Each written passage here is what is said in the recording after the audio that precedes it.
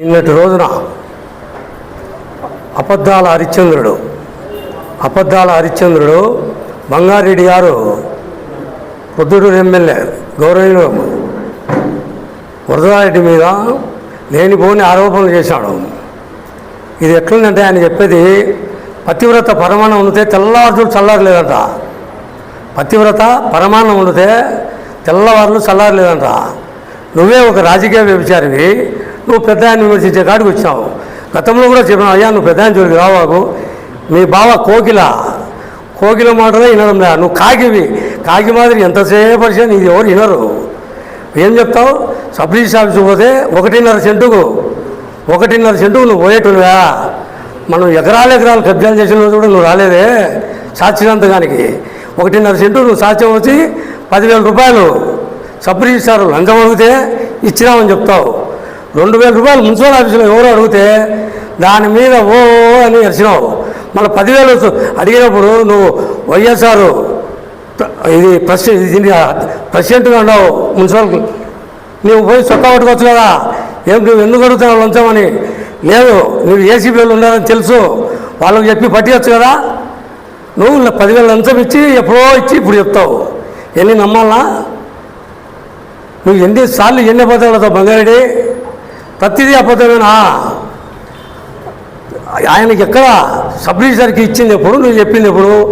10 రోజులప్పుడు ఇచ్చా అంటావు, అది అవాస్తవం. నా బ్రాండ్ జాబుల గురించి చెప్తావు. 2వ ఎమ్మెల్యే సురేష్ నాయుడు వరదారెడ్డికి సరిపోవడం లేదు, వీళ్ళిద్దరు గొడవ పడుతున్నారు, ఒకరు తాగమని ఒకరు తాపాగమని. నీకేమన్నా సురేష్ నాయుడు మీడియా దగ్గర వచ్చి నీ చెవులో చెప్పినాడా? అయ్యా మేము ఇద్దరు కొట్టాడుతున్నాం, నేను తాపమంటున్నా, పెద్ద ఆయన తాపాగమంటున్నాడు అని ఏమన్నా నీతో చెప్పినాడా? పొద్దుట్లో ఓడి కూడా అంటున్నారు నువ్వు మీ బావ కొట్టుకున్నారని. ఒరే నేనేదో గౌరవంగా పెద్ద ఆయన కదా, పెద్ద ఆయన నేను విమర్శించడం లేదు, ఆయన జోలు పోతే మనం జైలు పంపించాలని నేనుంటే నువ్వేం పెద్ద ఆయన ఇవేనంటే నేను ఇచ్చేదే, నేను రాజే ప్రసక్తి లేదంటే నేను తనినాడని కూడా టీ బంకులు కాదు అనుకుంటున్నాను. నీ ఉద్దేశం అంతేమి?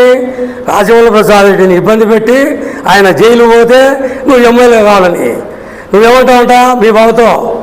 నేను లేకుంటే నువ్వు ఉన్నావా? నన్నంతా పోయి పంపించింది నేను, ఆ భయంతో పొద్దునంతా వణికిపోతుంది. నువ్వేం చేసావని ఏం బీగినావని.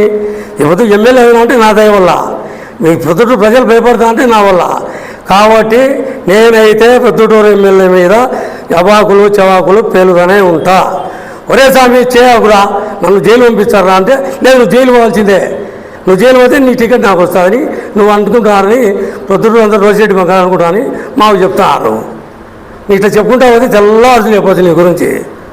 తొండపై తోడేళ్ళు ఎక్కిరిచ్చేటుంది నేను. ఒక తోడేళ్ళు పెద్ద ఆయన తోడేళ్ళ మీద నువ్వు పోయేటువా? ఏడలంతా ఏడ జరుగుతుంది క్రికెట్ మట్టుగా ఒకటన్నా రుజువు చేయి. మా వాళ్ళకి వచ్చి నీ దగ్గర వచ్చి మీ ఇంట్లో వచ్చి జరుగుతుంది మాకు చెప్తారు. మా పార్టీలో చేరినా కూడా క్రికెట్ మట్టుగా గుట్టగా అన్నీ రాత్రిపూట వచ్చి మీ ఇంట్లో నుంచి జరుగుతున్నావు, అది చెప్పవు. మా వాళ్ళకు ఇంకా కొంతమంది వస్తారు, నువ్వు రాజీనామా చేయాల్సిన పని లేదు బంగారెడ్డి. తొందరలో మీ వాళ్ళంతా మా వాళ్ళ కాడికి వస్తారు, నువ్వే దిగిపోతావు. కాబట్టి దయచేసి పెద్ద ఆయన మీద వరకు నువ్వు ఆగు.